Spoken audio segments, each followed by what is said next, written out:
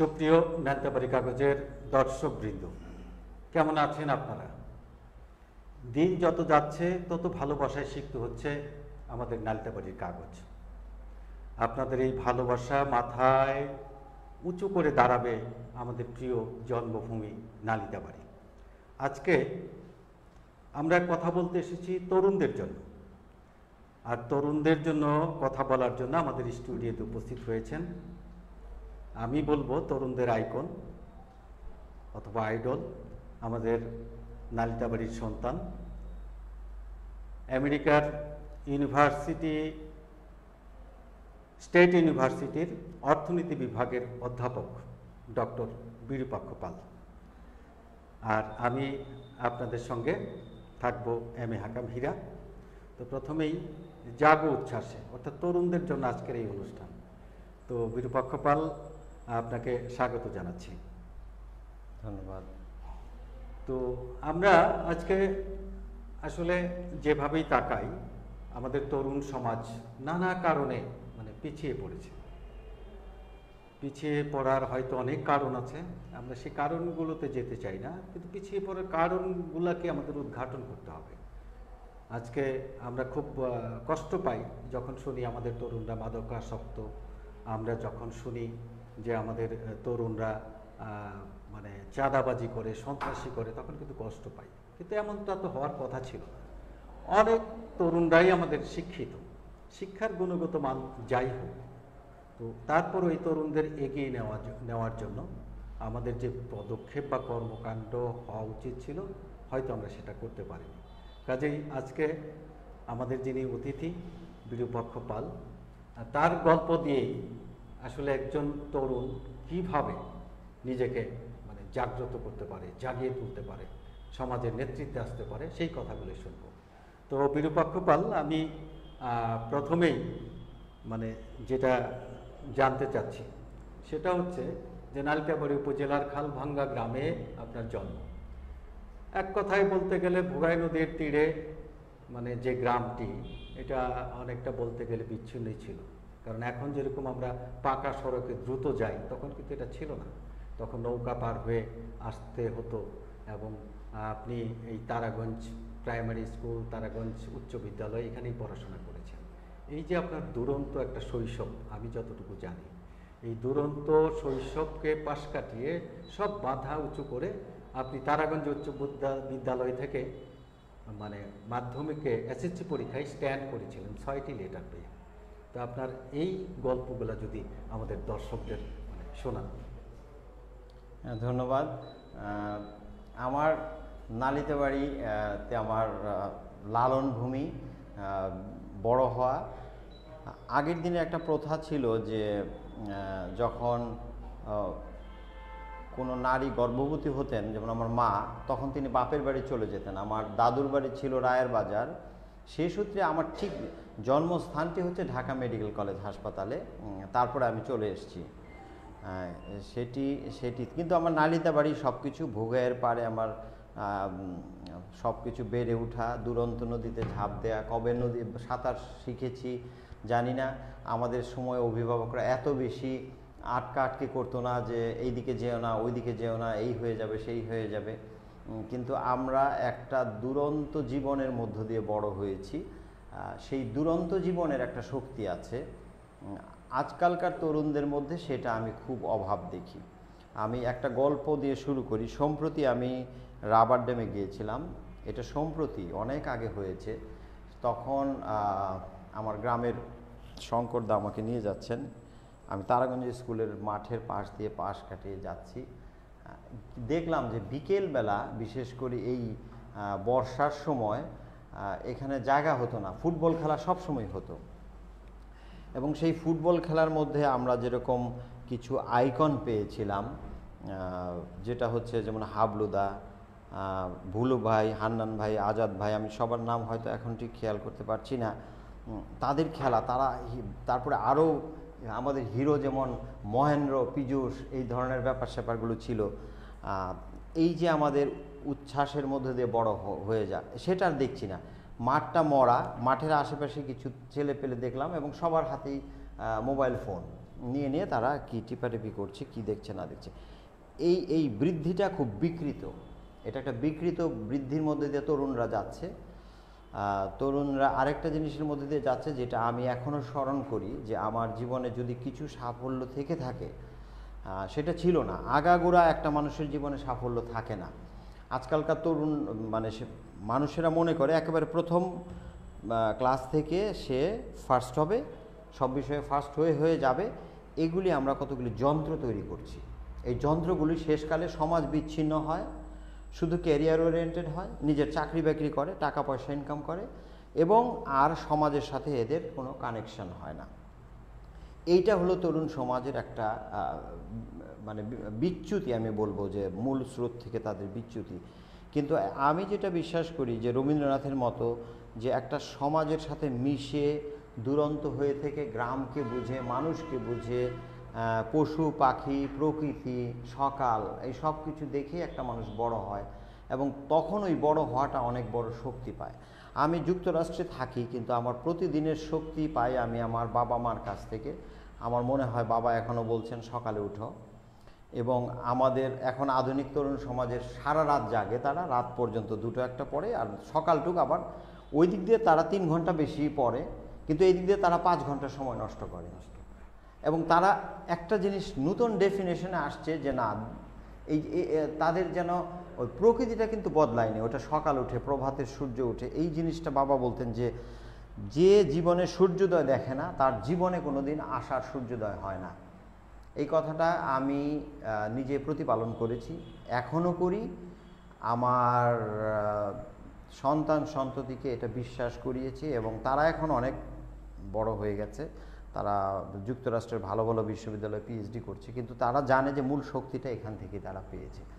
আমি তরুণ সমাজকে বলবো যে তোমাদেরকে আবার অতীতের সংস্কৃতির মধ্যে ফিরে যেতে হবে, এবং অতীতের চিন্তাগুলোর মধ্যে, সেটার মধ্যে সংস্কৃতি আছে, ধর্মবোধ আছে। যেমন এই যে আজান দেওয়ার সাথে সাথে উঠে যায় মানুষেরা, উঠে এই মানুষগুলো ভালো থাকে, সুস্থ থাকে।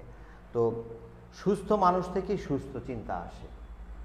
এই জিনিসটা আমরা অনুভব করতাম। এখন এইটা মনে হয় যে না, তারা দীর্ঘ সময় পড়বে, তারা কোচিং করবে, তারা নাম্বার পাবে, কিন্তু পরবর্তীতে তারা খুব সেলফ সেন্টার বা আত্মকেন্দ্রিক হয়ে যায়, এবং তারা পিতামাতার সাথে তাদের সম্পর্ক থাকে না, সমাজের সাথে তাদের কোনো সম্পর্ক থাকে না, এবং তারা কত তাড়াতাড়ি গ্রাম ছাড়বে, শহরে যাবে, প্রতিষ্ঠিত হবে, এবং একটা সময় জীবনে শেষ হয়ে যাবে। সেই সেই সেই গল্পটাই মানে শুনতে চাচ্ছিলাম, যে আসলে এই যে কোচিং প্রাইভেট এবং অন্য এখন যেরকম আছে ওই সময় কিন্তু এরকম ছিল না। তো তারপরেও আপনি কিন্তু সেইটাকে উতরিয়েই ঢাকা বোর্ডে সে সময় স্ট্যান্ড করেছিলেন, মানে সেইটা কিভাবে সম্ভব হয়েছে? সেটা সম্ভব হয়েছিল, আমি মনে হয় যে আমি এর আগে একবার বলেছি যে বিশ্বজোড়া পাঠশালা মোট সবার আমি ছাত্র। এটা শুধু আমার কথা না, একটা ভারতের একটা ভালো মুভি আছে স্লামডগ মিলিয়নিয়ার, এটা অনেক বিশ্বব্যাপী নাম করেছিল, বিশেষ করে এখানে মিউজিকের জন্য এআর রহমান মানে স্ট্যান্ডিং ওভেশন পেয়েছিলেন যুক্তরাষ্ট্রের মতো জায়গায় অস্কারের অনুষ্ঠানে, এটা বিরাট বড়। সেই ছবির মধ্যে কিছু বিকৃতি আছে, তারা আমি কিছু সময় ওয়েস্টার্ন ডিরেক্টরদের ছবিতে দেখেছি যে ভারত বাংলাদেশ এদেরকে অনেকভাবে একটু নিচু করে দেখা হয়, সেটা দেখা হয়েছে। কিন্তু একটা গল্পের মূল ধারাটা সত্যি, ওই ছেলেটা যে সবগুলো ওই যে কোন বনেগা ক্রোড়পতির মধ্যে সবগুলো উত্তর দিতে পেরেছে, এগুলো সে কোনোটাই সে বই পড়ে শিখেনি, সব কিছু শিখেছে সে ওই প্রকৃতির মধ্যে চলছে, সিনেমা দেখছে, গান শুনছে। তো আমি আমার জীবনের সংস্কৃতিতে আমি জড়িত ছিলাম। একটা সময় মনে করতাম যে আমার সংস্কৃতিটাই হবে আমার মূল উপজীব্য বিষয়। বাবা এই এলাকায় শিক্ষার আলো জ্বালিয়েছেন। আমি একবার আমার দিদিকে চিঠিতে লিখেছিলাম, আগের দিনে চিঠির একটা সংস্কৃতি ছিল, খুব সুন্দর একটা, আমি বাবার কাছ থেকে অনেক পত্র পেয়েছি, পত্র সাহিত্য, এখন নেই সেটি, আমরা টেক্সটের যুগে চলে গেছি। তো বলেছিলাম যে বাবা শিক্ষার আলো যদি জ্বালিয়ে থাকেন, আমি সংস্কৃতির আলোটা জ্বালাতে চাই, কিন্তু সেই জায়গাটাতে আমি থাকিনি, কিন্তু আগ্রহটা রয়েছে। এটা ধরেন আপনারা রয়েছেন, বিশেষ করে আমি আপনার আজকের মানে মেইন অ্যাঙ্কর বলে বলছি না, হীরা ভাই সংস্কৃতিটা ধরে রেখেছেন সামঞ্জস্যপূর্ণভাবে, একাত্মভাবে, এই জিনিসটা অনুভব করেছি। তো ওই যে বলেছি বিশ্বজোড়া পাঠশালা মোড়, আমি সংস্কৃতির প্রেরণা পেয়েছি। আমি ছোটোবেলায় দিদি পদ্মপুরাণ পড়তেন, মনসামঙ্গল কাব্য, 22 কবির কাব্য। ওইটা থেকে মনে হয় আমার একটা পয়ারের ছন্দ আমি শিখেছিলাম ছোটোবেলা। বুলবুল ভাই, মঞ্জুরুল হাসান বুলবুল, এখন বিশিষ্ট সাংবাদিক, কিন্তু তার শুরুটা কবিতা, ছড়া এগুলো দিয়ে। টুংটাং বলে একটা সাহিত্য পত্রিকা ছিল, এগুলি করতাম। এই জন্য আমাকে করিম স্যার, মানে আমাদের গণিতের শিক্ষক, খুব ধমকাধমকি, এই টুংটাং করলে কি তোর জীবন চলবে নাকি, এগুলো বলতেন। কিন্তু ওই যে টুংটাং, ওই যে 22 কবির মনসামঙ্গল আমি শুনেছি, ওখান থেকে দিদি বাধ্য করে বলছেন তো খোল বাজাতে হবে। খোল তো একটা ইনস্ট্রুমেন্ট, এবং খোলটা থেকে আমার একটা বিটের সেন্স আসে। এই জিনিসগুলো যদি পরিপূর্ণ না হয় তাহলে মানুষ কোনো সময় ভালো শক্তিশালী মানুষ হতে পারে না, আত্মবিশ্বাসী মানুষ হতে পারে না। পড়লাম আর ক্লাসিক পরীক্ষার খাতার মধ্যে গিয়ে অনেকটা বমনের মতো ছেড়ে দিলাম, নাম্বার পেয়ে গেলাম, multiple choice question, objective type question, আমি স্কোর করেছি, 5 স্টার পেয়েছি, গোল্ডেন প্লাস পেয়েছি। এই সমস্ত ছেলে মেয়েদের সাথে কথা বলে আমি কোনোদিন তাদের মধ্যে একটা বিষয়ের অভাব দেখেছি, আত্মবিশ্বাস। আমি মনে করি আমার যা কিছু অর্জন আমার কম আছে, কিন্তু আত্মবিশ্বাসে আমি কোনোদিন হারিনি। আমি যুক্তরাষ্ট্রে যখন আমি আমার কলিগদের সাথে কিছুটা অবজ্ঞার সুর দেখেছি, আমার একসময় মনে হচ্ছে আমি তোমাকে বিট করব যেভাবে পারি। এটার একমাত্র সম্ভব এই মাটির সাথে আমার সম্পর্ক, গ্রামের সাথে সম্পর্ক। আমি স্কুলে যাচ্ছি, ওই আমাদের নৌকার একটা ঘাট ছিল, এক জায়গায় তো নৌকার ঘাট ছিল, এটাকে আমরা বলতাম মানে রহমানের ঘাট বা ওরকম, আমাদের রহমান ভাইয়ের ঘাট ছিল। ওখানে দেখলাম কবিদের গান শুরু হয়ে গেছে। আমি আর স্কুলে যাওয়ার কোনো প্রয়োজন অনুভব করলাম না, হয়তো এর জন্য কিছু মারধরও খেয়েছি জীবনে। কিন্তু এই জিনিসগুলো, নানান ধরনের শিক্ষা, সাহিত্য, আমি যতগুলি সিনেমা দেখেছি, একটা মানে নষ্ট হয়ে যাওয়া ছেলেও বোধ হয় এতগুলি সিনেমা দেখে না, মানে এত সিনেমা দেখলো যে এটা খারাপ। আমি 8 রাত যাত্রা হয়েছিল, আমি প্রতিটা রাতই যাত্রা গান দেখেছি, এটা দেখেছি। এবং এটা থেকে হয়তো 8টা রাত যাত্রা দেখলাম, দেখে আমার মনের মধ্যে একটা ভাব আসলো যে আমিও একটা যাত্রার পালা লিখলাম। লিখে মুস্তফা কামাল ছিলেন সাহিত্যের একজন অগ্রজ নালিতাবাড়ির মানুষ, মুস্তাক হাবিব, ওনারা ছিলেন, খুব ভালো পরিবেশ ছিল সংস্কৃতির একটা। উনি বললেন তোমার লেখাটা একটু দিও তো আমাকে। তো আবার গ্রামে আবার সেটা মঞ্চস্থ করলাম। তো আমার কথা হচ্ছে যে শুধু লেখাপড়া তোমাদের জীবনে কোনো শক্তি দেবে না। তোমরা গান শিখলে গান শিখো, তবলা শিখলে তবলা শিখো, খেলাধুলা করো, মানুষের সাথে মেশো, দোকানদারি করো, মেলায় যাও, সংগঠন করো, সমাজ করো। এই কাজগুলো না হলে কোনোদিন পূর্ণ হয় না। এবং এটা আমার কথা না, আপনি পৃথিবীর 1 নম্বর বিশ্ববিদ্যালয় হার্ভার্ডে যদি ভর্তি হতে চান, আপনার ফুল স্কোর, পারফেক্ট স্কোর করেছেন, এই ধরনের ছেলেপেলেকে নেবে না, তার চেয়ে কম নাম্বারের ছেলেপেলেকে নেবে, যার খেলাধুলা আছে, সমাজের প্রতি স্বীকৃতি আছে, হাসপাতালে চাকরি করেছে, কিছুদিন ড্রাইভিং করেছে, কিছুদিন গাড়ি চালিয়েছে, কিছুদিন উবারে চাকরি করেছে, এই সমস্ত কিছুই তারা অভিজ্ঞতার মধ্যে দিয়ে রাখে। এর মধ্যে একটু ভুলে যাওয়ার আগে বলি, আমার এক বন্ধু, সে মারা গেছে অকাল প্রয়াত, পাঞ্জা, তারে আমি শ্রদ্ধার সাথে স্মরণ করি। আমি একবার আমার সপরিবারে পাঞ্জার ফ্লোরিডাতে গেলাম, সেটা হচ্ছে যে ফ্লোরিডাতে। ও আমাকে খুব ওয়েলকাম করলো জ্যাকসনভিলে। ওর একটা দোকান ছিল, ফ্যাশন, ক্লথস টলস, শু, নানান কিছু ছিল, ডিজাইন। ওখানে আমার মেয়ে, আমরা থাকলাম বোধহয় 3 সপ্তাহের মতো। সে কাজ করলো, কাজ করার পরে পাঞ্জা একটা সার্টিফিকেট দিল। সে তো এই সার্টিফিকেটটা তার কাজে লাগলো। সে যে দোকানের মানুষের সাথে ডিল করে, সেখানে কালোরা বেশি থাকে, তো কালোদের সাথে আসছে, সে সার্ভিস দিচ্ছে, তারা খুশি হয়ে আবার টিপস দিচ্ছে। সে আবার আমার মেয়ে নিতে চাচ্ছে না, তো বললাম নাও, ও তো খুশি হয়ে দিচ্ছে, নাও।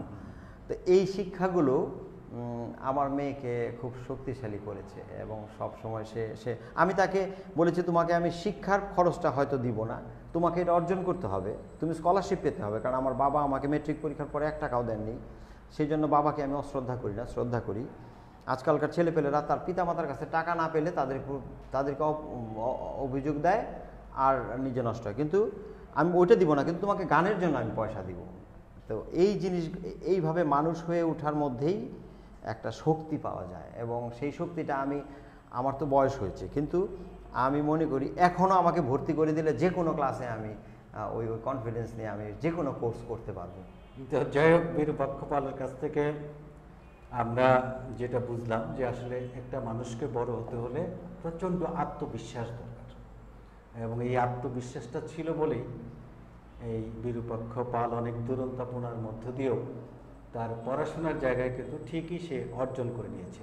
তো এই গল্পে আমরা আসব, আমরা একটু দর্শকদের কাছ থেকে ঘুরে আসি। আমরা দেখতে পাচ্ছি সালাম পারভেজ, তিনি লিখেছেন আসসালামু আলাইকুম, কেমন আছেন মহোদয়? হ্যাঁ ভাই, আল্লাহর রহমতে আমরা ভালো আছি। যুক্ত হয়েছেন সুরুজ্জামান সুরুজ, তিনি লিখেছেন শুভ কামনা নিরন্তর অতিথি ও হীরা ভাইয়ের জন্য। ধন্যবাদ সুরুজ্জামান। আমাদের সঙ্গে যুক্ত হয়েছেন সাজ্জাদ হুসাইন খান, তিনি সালাম দিয়েছেন, ওয়ালাইকুম আসসালাম। আমাদের সঙ্গে যুক্ত হয়েছেন আবু শামা হাসান, তিনি ধন্যবাদ জানিয়েছেন। আরও যুক্ত হয়েছেন সালাম পারভেজ, আবার লিখেছেন উই লাভ মোহাম্মদ চ্যালেঞ্জ, পরেরটুকু বুঝতে পারলাম না ভাই। সালাম, আপনি আমাদের সঙ্গে থাকুন, আমরা কথা বলছি। এমডি মেহেদি হাসান রাজন, তিনি লিখেছেন আমার একজন প্রিয় মানুষ। নবজাগরণ একাডেমি, তিনি অতিথিকে ধন্যবাদ জানিয়েছেন। কুমার অলোক, তিনি সংযুক্ত হয়েছেন। নকরেকিয়া সংযুক্ত হয়েছেন আলিম হুসাইন, তিনি লিখেছেন আপনাদের এমন বিচিত্র ধারার উদ্যোগ সত্যি অনেক প্রশংসার দাবিদার। ধন্যবাদ আলিম হুসাইন। আরও যুক্ত হয়েছেন সুমন হাসান, তিনি লিখছেন ভালো লাগছে, খুব ভালো প্রোগ্রাম, ধন্যবাদ সুমন হাসান। আরও যুক্ত হয়েছেন আবু শামা হাসান, আপনার কথাগুলো অনেক ভালো লাগছে, হ্যাঁ শুনতে থাকুন, আরও ভালো ভালো কথা নিশ্চয়ই শোনাবেন আমাদের আজকের অতিথি বিরূপাক্ষ পাল। আরও সংযুক্ত হয়েছেন আর কে রাকিব ভাই, নালতাবাড়ি কাগজের জন্য শুভ কামনা। সংযুক্ত হয়েছেন মুর্শেদা জাহান, আমাদের শ্রদ্ধেয় আপা, ধন্যবাদ আপনাকে। আরও যুক্ত হয়েছেন সরকার গোলাম ফারুক, তিনি সংযুক্ত হয়েছেন। তানিশা আহমেদ, তিনি লিখেছেন সাউন্ড ভালো আসে বা আসে না, এটা ঠিক আমরা বুঝতে পারছি না। তো আমাদের যারা পেছনে কাজ করছেন ক্যামেরার পিছনে, তারা নিশ্চয়ই বিষয়টা দেখবেন। আর মুশারফ হুসাইন, তিনি লিখেছেন নালিতাবাড়ির গর্ব। তো ধন্যবাদ বিরূপাক্ষ পাল। আসলে বিরূপাক্ষ পাল আমাদের গর্ব, এই বিষয়ে কোনো সন্দেহ নেই।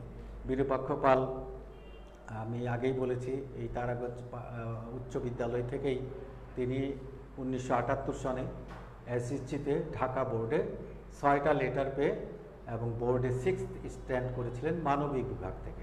এরপরে তিনি ভর্তি হয়েছিলেন রেসিডেন্সিয়াল মডেল কলেজ, এরপরে ঢাকা বিশ্ববিদ্যালয়। তো আপনার এই রেসিডেন্সিয়াল মডেল মানে নালিতাবাড়ি গ্রাম থেকে যাওয়া ঢাকা শহরের একটা ছেলে, সেটা আপনি কিভাবে ভর্তি হলেন এবং কিভাবে আপনার কলেজ ইউনিভার্সিটিতে আপনি একদম সব জয় করে নিলেন, এবং সেই সময় আমি জানি জাতীয় ব্যক্তিত্ব যারা ছিলেন সবাই আপনাকে খুব পছন্দ করতো। এই ভালোবাসাটা আপনি কিভাবে অর্জন করলেন কলেজ এবং ইউনিভার্সিটি লাইফ, সেটা যদি আমাদের দর্শকদের একটু বলেন। ইয়ের সময় আমরা মেট্রিক বলি সংক্ষেপে, এসএসসি। তো এর আগে তো আমার একটু আমার নিজের মনের মধ্যে অতটা বিশ্বাস ছিল না, কারণ আমার সবসময় একটা জিনিস হয় কি, মানুষের তথ্য ফাঁক বা ইনফরমেশন গ্যাপ একটা বিরাট ঘাটতি থাকে।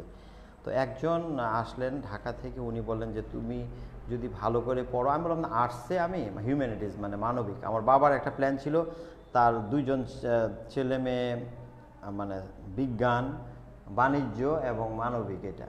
আর আমার মনের মধ্যে আগে থেকে একটু কবি হবার একটা মানে সম্ভাবনা। আমি নিজেও কবিতা লিখে সবসময় ওই রবীন্দ্রনাথের সঞ্চয়িতাটা মাপ দিতাম, যে ওইটা এত মোটা, আমি যদি 1 বছরে এতটুকু মোটা লিখতে পারি। এগুলো খুব হাস্যকর বিষয়, কিন্তু এই যে একটা মানে কি বলবো, এটা অধ্যত্ত এক ধরনের।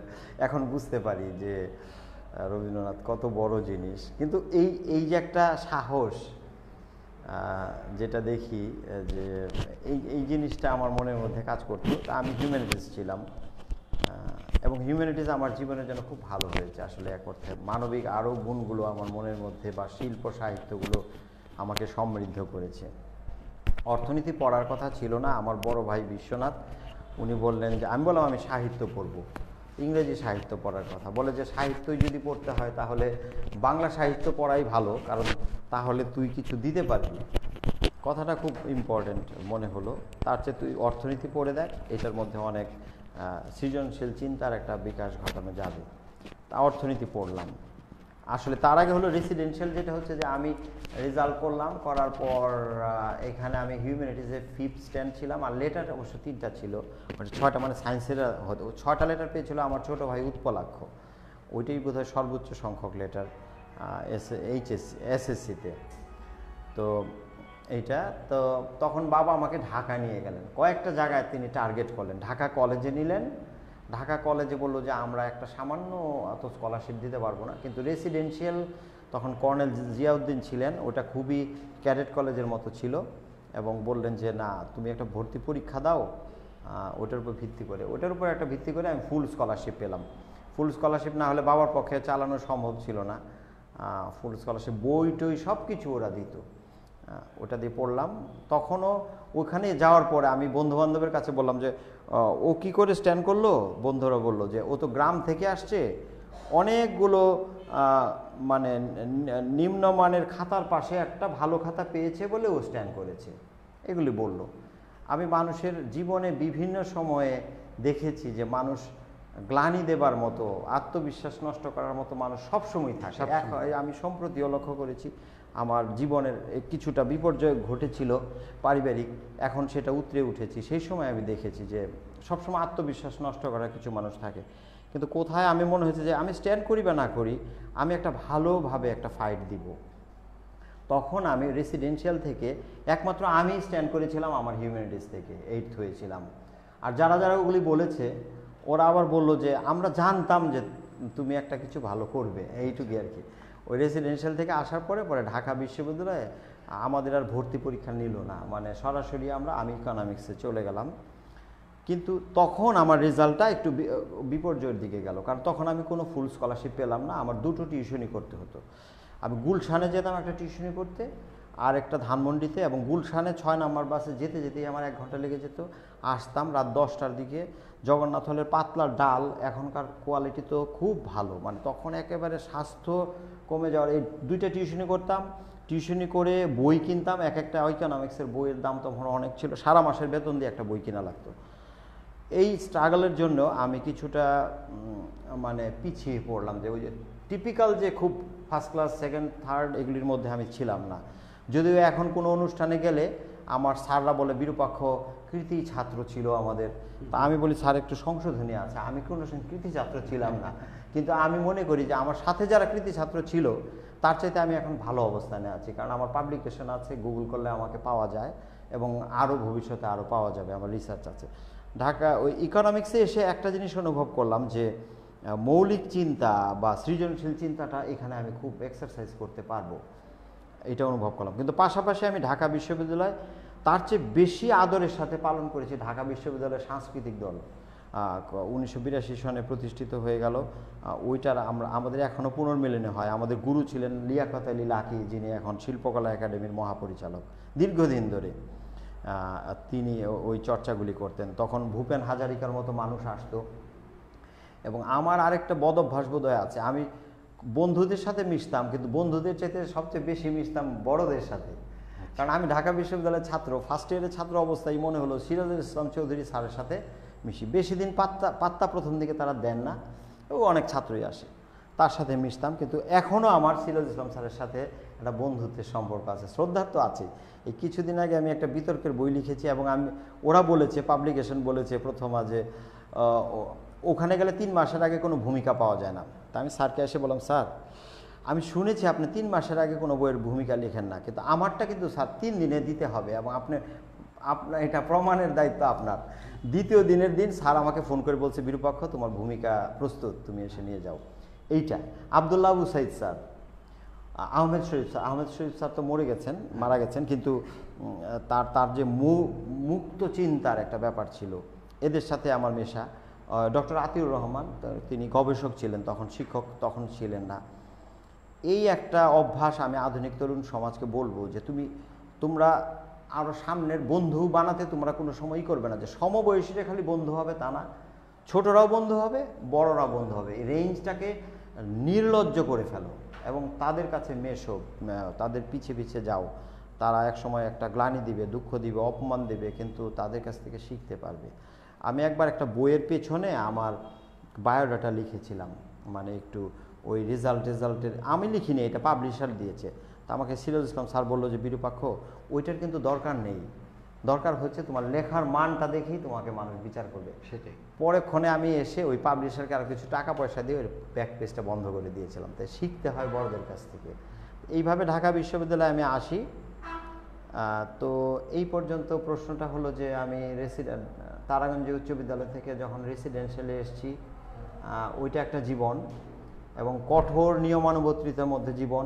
সকাল 5টায় উঠতে হবে, 1 ঘন্টা পিটি করতে হবে, এক্সারসাইজ করতে হবে, সংসদ ভবনের আশেপাশে দিয়ে দৌড়, তারপরে এসে ঠিক 7টার মধ্যে ব্রেকফাস্ট করতে হবে, 7:30টা থেকে ক্লাস শুরু হবে, 1টার মধ্যে সমস্ত ক্লাস শেষ হয়ে যাবে, 2টোর মধ্যে লাঞ্চ শেষ হয়ে যাবে, 2টোর পরে 4টা পর্যন্ত হলো পার্সোনাল টাইম। এই পার্সোনাল টাইমে ছাত্ররা ঘুমাতো, আমি এই পার্সোনাল টাইমটা আমি লাইব্রেরিতে পড়তাম। এবং এই পার্সোনাল টাইমের একটা সময় আমি আবার টিউশনি করতাম। রেসিডেন্সিয়ালের মধ্যে খুব লিমিটেড টিউশনি অ্যালাউড ছিল, আমি করতাম।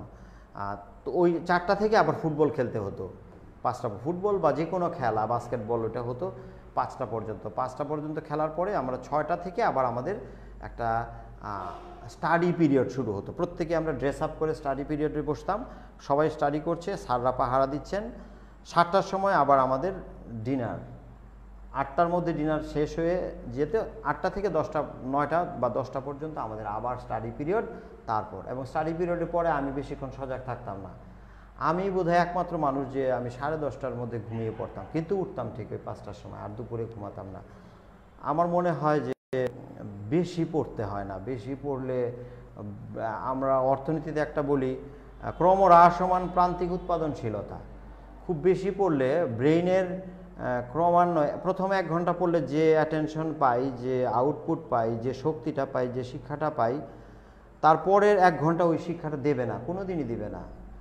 আপনি একটা শ্রমিককে নিলে যে কাজটা পাবেন, 2টা শ্রমিককে নিলে তার দ্বিগুণ হয়তো পাবেন, 3টা শ্রমিককে নিলে 3 গুণ পাবেন না, 4টা। এইটা ক্রমহ্রাসমান, এটা পৃথিবীর ল, এটা ল অফ ডিমিনিশিং রিটার্নস। তো আমার ছাত্রদের কাছে এখন আধুনিক দেখি যে ঘড়ি ধরে তারা ওই ঘন্টার পর ঘন্টা চেয়ারের সাথে হুক লাগিয়ে বসে থাকে, তাদেরই হয় না। একটা কথা আমি বলেছিলাম, একটা লেখা পড়েছিলাম যে তুমি পড়াশোনা করো, কথা বলো, তার চেয়ে বেশি পড়াশোনা করো, তার চেয়ে বেশি চিন্তা করো। এখন কথাগুলো উল্টা হয়ে যাচ্ছে, আমরা চিন্তা করি না, পড়াশোনাও কম করি, কথাটাই বেশি বলি। সেই জন্যে আমি মনে করি যে এই প্যাটার্নগুলো যদি আধুনিক সমাজ চেঞ্জ না করে, পরিবর্তন না করে, তারা বড় হবে, চাকরি বাকরি করবে, ওইটাকে বড় হওয়া বলে না। প্রিন্সটন বিশ্ববিদ্যালয়ের একটা রিপোর্ট হয়েছিল। প্রিন্সটন বিশ্ববিদ্যালয় প্রতি বছর পিএইচডিতে 30-35 জনের ছাত্র নেয়, আমি ইকোনমিক্সে জানি। এদের উপর একটা রিসার্চ করে দেখা গেল যে এই ছাত্রেরা, এরা তো পৃথিবীর টপ র্যাঙ্কিং, একদম ভালো রেজাল্ট, কিন্তু এদের পরে আর কোনো খোঁজ পাওয়া যায় না। মানে গুগল করলে এদের ভালো রিসার্চ পাওয়া যায় না। এটা কারণ হলো প্রিন্সটন বিশ্ববিদ্যালয়ে যখন ওরা পিএইচডি করে, আমি ইকোনমিক্স ডিপার্টমেন্টে জানি, ওই শেষ করার আগেই বিভিন্ন কোম্পানি তাদেরকে উচ্চ বেতন দিয়ে নিয়ে যায়। এটা আমেরিকায় বেশ কিছু করে, এমবিএ, যেমন হার্ভার্ডে কেউ এমবিএ করলে আগে থেকে নিয়ে যায়। এরা যায় উচ্চ বেতনে। যখন ওরা যায় তখন ওদের বেতন থাকে $500,000, অনেক কিছু, কিন্তু ওদের সমস্ত প্যাটেন্ট বিক্রি করে দিতে হয়। ওদের চিন্তাগুলো বিক্রি করে, আপনি আমার কোম্পানিতে চাকরি করতেছেন, আপনি একজন ট্যালেন্টেড, আপনাকে আমি বেতন দিয়ে নিচ্ছি, বেতনটাই আপনার জীবনের মুখ্য, কারণ আপনি বেতনের বিনিময়ে সব কিছু বেচে দিয়েছেন। হ্যাঁ, তো এখন এইটা হলো একটা টপ ইউনিভার্সিটিতে এই 29 জনের মধ্যে 1-2 জনের নাম পাওয়া যায় যারা স্যাক্রিফাইস করে প্রফেসর হয়, যে তারা সৃষ্টিশীল কাজ করে। তো আমি বলছি যে খুব ভালো রেজাল্ট করলেই তুমি পৃথিবীতে স্বাক্ষর রাখতে পারবে না, তোমার ফুটপ্রিন্ট থাকবে। তুমি যদি মনে করো যে আমি একটা সাধারণ চাকরি করেও আমি কিছু সৃষ্টিশীল কাজ করব, তাতেই ফুটপ্রিন্ট পৃথিবীতে থাকবে, তার তো পদচিহ্ন থাকবে বা সৃষ্টিশীল কাজ থাকবে। তো ধন্যবাদ বিরূপাক্ষ পাল। আসলে জীবনের গল্প এটি মানে যত বলছেন ততই আরও শোনার আগ্রহ বাড়ছে, আমাদেরও যেমন, এবং আমাদের সঙ্গে যারা সংযুক্ত হয়ে অনুষ্ঠান দেখছেন তাদেরও। আমরা দেখতে পাচ্ছি মোশাররফ হোসেন, তিনি বলছেন নালিতাবাড়ী গর্ব। মেহেদি হাসান, তিনি লিখেছেন নালিতাবাড়ির তরুণদের সার্বিক উন্নয়নে আপনার কোনো পরিকল্পনা আছে কিনা, এই বিষয়ে আমরা আসব। সংযুক্ত হয়েছেন হাদিকা নুজহাত জালিসা, আরও সংযুক্ত হয়েছেন নকরেক্ষিয়া, তিনি লিখেছেন নালিতাবাড়ির সাংস্কৃতিক ক্ষেত্রে আগামী প্রজন্মের জন্য আপনার কোনো প্ল্যান আছে কিনা বিনয়ের সাথে জানতে চাই। আচ্ছা নকরেকিয়া, সময় হলে আমরা অবশ্যই জানাবো। সংযুক্ত হয়েছেন আরিফুল ইসলাম অপু, তিনি লিখেছেন স্যার অনেক ভালো লাগছে আজকের অনুষ্ঠান, অনেক কিছু শিখছি। শিখতে পারাটাই মানে আমাদের জন্য মানে বড় পাওয়া আমরাও মনে করি। আসাদুজ্জামান আসাদ, তিনি অ্যাডভোকেট, ঢাকায় থাকেন। তিনি লিখেছেন বীরু দাদাকে শুভেচ্ছা। আরও সংযুক্ত হয়েছেন এসকে রফিকুল ইসলাম, শুভকামনা জানিয়েছেন। সংযুক্ত হয়েছেন মাহফুজুর রহমান আলামিন, ভলিউম ঠিক করেন, সাউন্ড ঠিক হচ্ছে না। যারা ক্যামেরার পেছনে আছেন দয়া করে ঠিক করে নেবেন। ফরহাদ হোসাইন, তিনি লিখেছেন আমি মালয়েশিয়ার কুয়ালালামপুর থেকে দেখছি। হীরা ভাই ও প্রিয় অতিথিকে আন্তরিক ধন্যবাদ।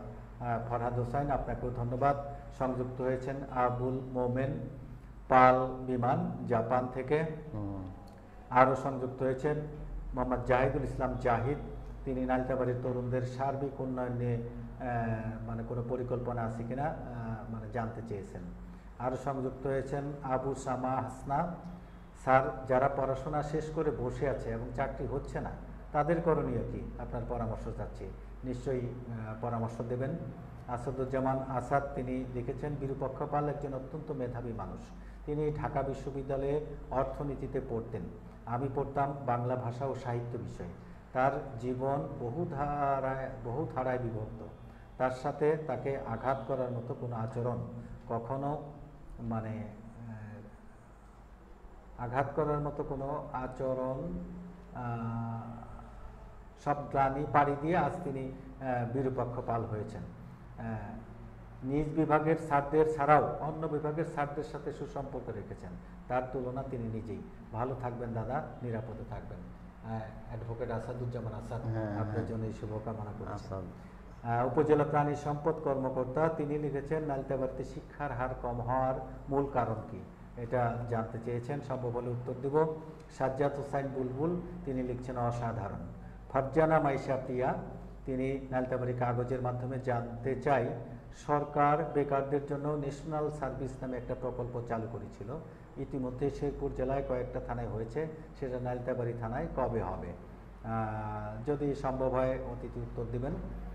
এরপরে ফারজানা মাইশা প্রিয়া আবার লিখেছেন শুনতে পাচ্ছি না, সাউন্ডের কি সমস্যা, যদি থাকে পেছনে যারা আছেন একটু দয়া করে দেখবেন।